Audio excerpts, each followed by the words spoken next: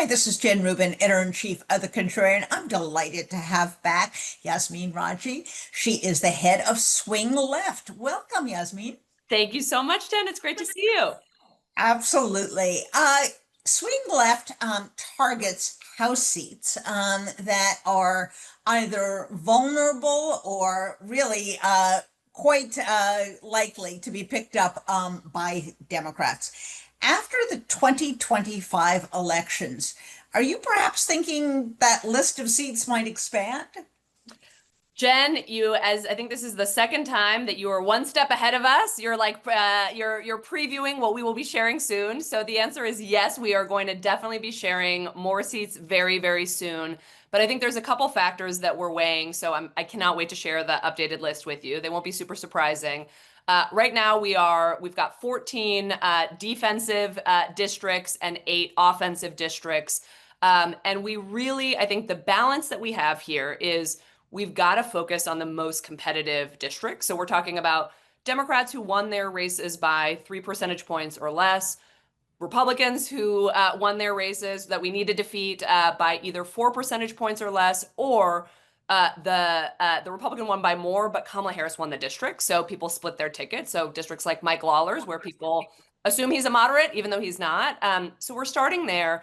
And then there is a dynamic that I'm sure you're familiar with because so many of your listeners and viewers are the same folks who volunteer and give to Swing Left, that a lot of folks are feeling a level of sort of paralysis about giving to House races, volunteering for House races, because they're like, there's so many redistricting fights. It's a whack-a-mole game. And so I can't keep track, so I'm not going to do anything. And so what we will be sharing soon, and I can't wait to share with you, is first of all, how our California map has just changed with Prop 50, which is very exciting. Thank you to your home state, to my home state. But then also, to your point, we've got to get a little more aggressive, right?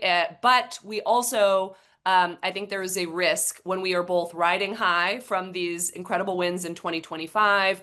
We are riding high on, we won back so many voters that we lost in 2024. Maybe everything is different. And I think our job is to stay really sort of steady, pragmatic. We consider ourselves the smart political friend of so many people who don't know where to put their time, where their dollars, to make sure that we are winning the House. And there is a reality of the math is still the math. These are districts that are still, there's only so many. And unfortunately, it's a shrinking number rather than a growing number with a redistricting asterisk of competitive races. And so we've got to stay the course. Now, the House of Representatives and the Senate, Republicans just went to the mat because they didn't want to lower people's cost of health care insurance. That seems to be a really difficult vote. Is that the primary issue that you're focused on some of these vulnerable Republicans, or are there other issues that you think have the same salience?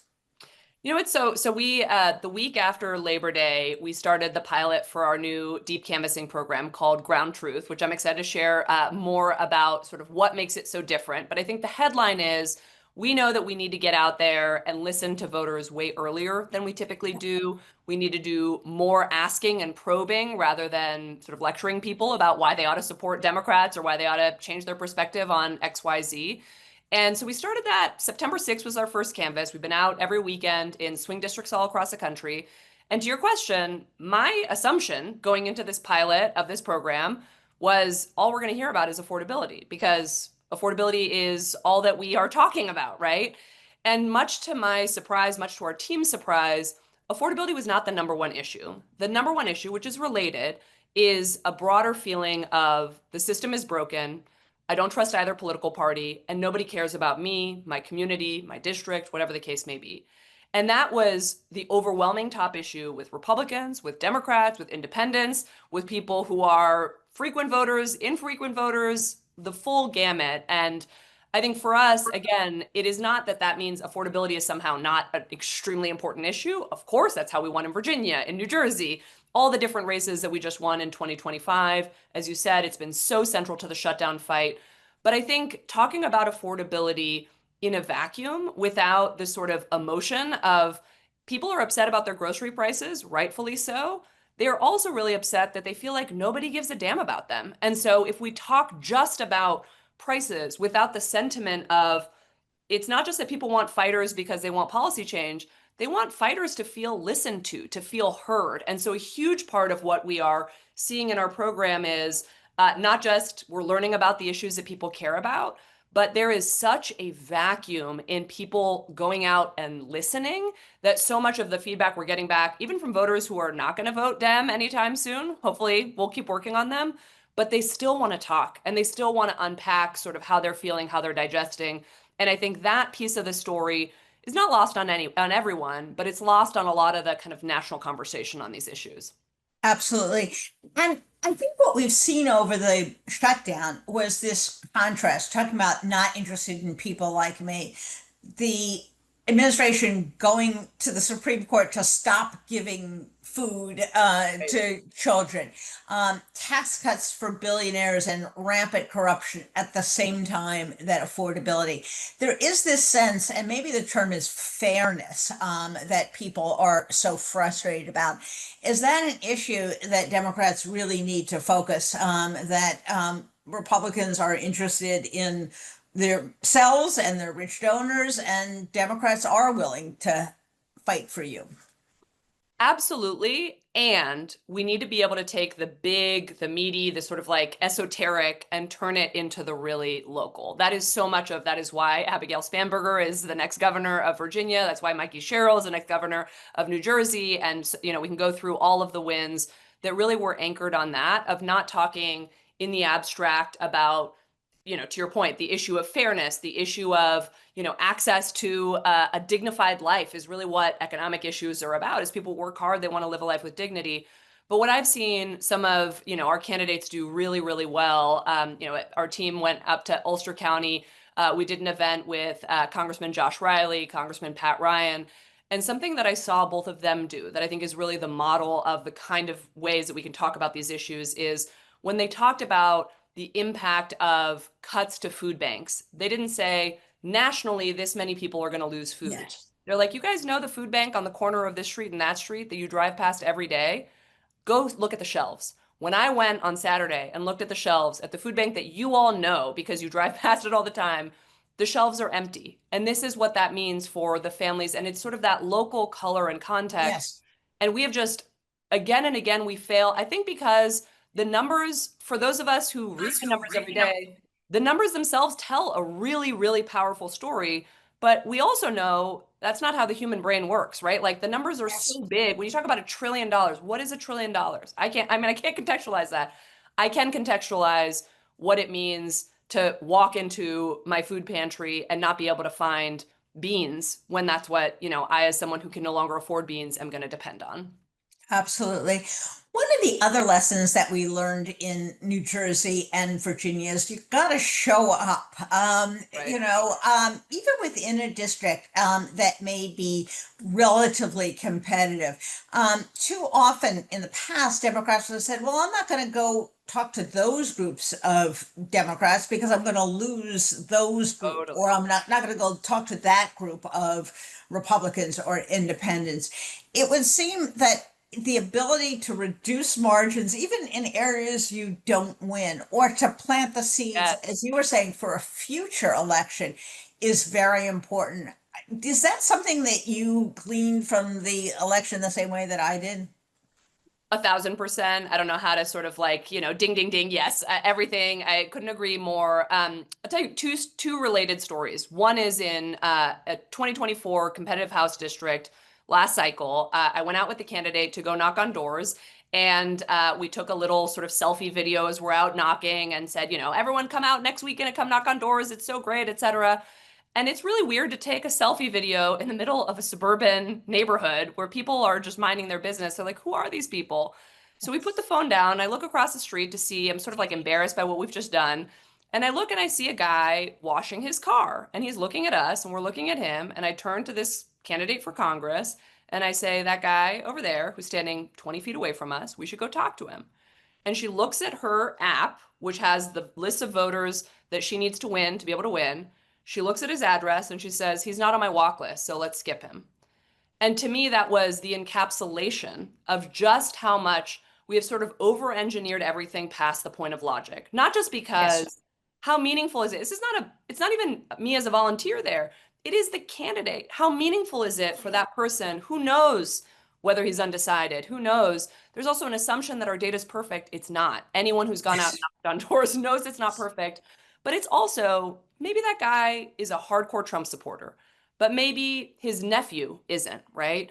And when he goes to his family barbecue and he says, you know, I saw that congressional candidate. I saw her 20 feet away from my house. She doesn't give a damn about me because if she did, she would have come and asked for my opinion. And so, you know, to me, that's foundational. The contrast is one of the candidates, Jessica Anderson, who just won a really competitive House of Delegates seat in Virginia.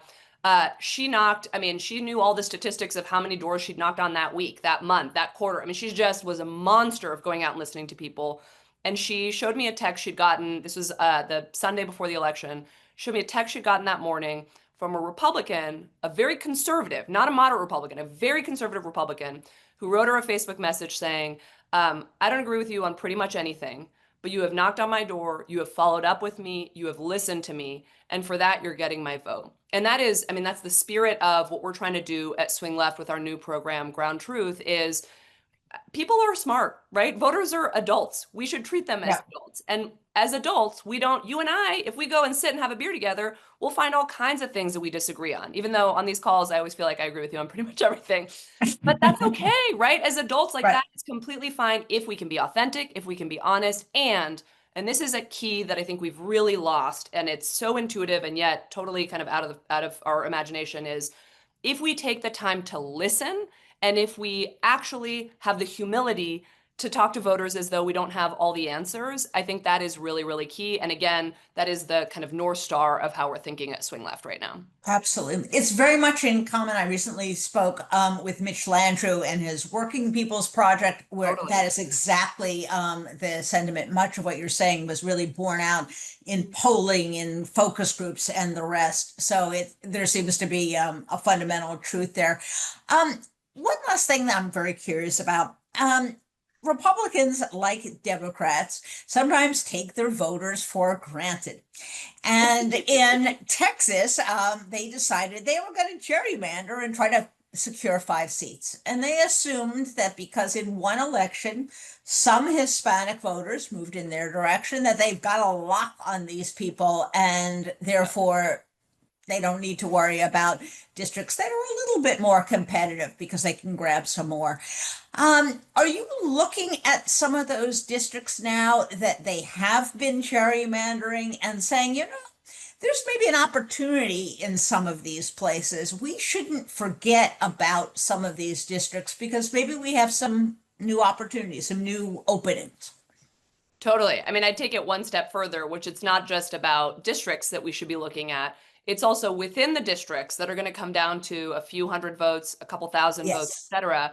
We cannot be skipping over the people. To your point, we know they take voters for granted. We take voters for granted too, right? And I think one of the disconnects that I see is we look at the trend lines, right? Like the nightmares that we all have about the New York Times red arrows all pointing to the right in 2024. We look at those things, we read the polling, we see all the stuff, and we see every single demographic group, except for college-educated, upper-income white people, are moving away from us, right? This is not a 2024 singular phenomenon. It is happening cycle after cycle. 2025, we brought some of those folks back, so it's not fixed, but they're moving away from us. And then something that we observe all the time is we then say, we're not actually going to change the tactics. We're not going to change the strategy. We're just going to do more of it.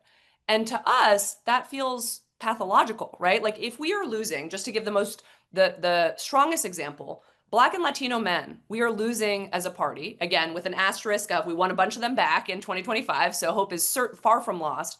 But if we're losing Black and Latino men more and more, and we are all, as progressive organizations, as democratic organizations, still not just taking them for granted, but only talking to them in the last couple weeks of the election to turn them out to vote, we have lost the plot. And so again, from our perspective, we, number one, need to start talking to folks way earlier because people are not just their demographic profile, right? People are complicated and idiosyncratic and full of all sorts of nuances and contradictory opinions and whatever.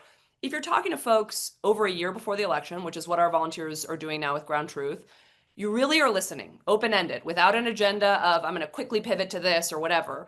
And folks are saying, which, I've been out on the doors myself just a couple weeks ago, folks have all kinds of complicated opinions if we really listen. And then we don't just say, great, I did such a good job of listening, but we take those insights. And this is, I think, the magic of how we're thinking differently this time.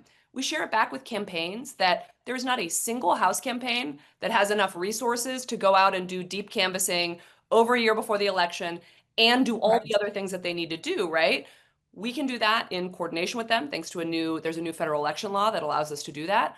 And then we get those insights back to the campaigns, not just because it's interesting, which it is, but so that folks can follow up, right? Like if someone says, I just had a kid and I'm broke, I've been working 2 jobs, overtime, I still can't make ends meet, affordability or prices are through the roof. I can't afford diapers, man. I don't want to talk to you about politics. It is a bizarre thing to then just like as a human say, well, I want to talk to you about Congressman so and so's platform on affordability. And if you vote for Congressman so and so in, a year and a half or now a year, then he will propose a package. But Donald Trump is president and we won't have the Senate probably, so it won't pass probably till 2029, but then by 2028 2029, we can get you affordable prices. Well, the kid is out of diapers. So our vantage point is you got to listen, you got to be authentic, you got to talk to everybody. So we're out knocking every door, not just to the folks that I think we, as you've said, we're taking for granted. We're assuming they're on our side. We might need to do a lot more persuasion. And when people have questions, whether it's about policies, whether they have needs, like I need diapers, we got to just meet them there. And if someone's talking about Yes. diapers, we have so many people who feel a paralysis of what can I do in this moment? I don't want to just protest in front of a Tesla every single week. I want to do something.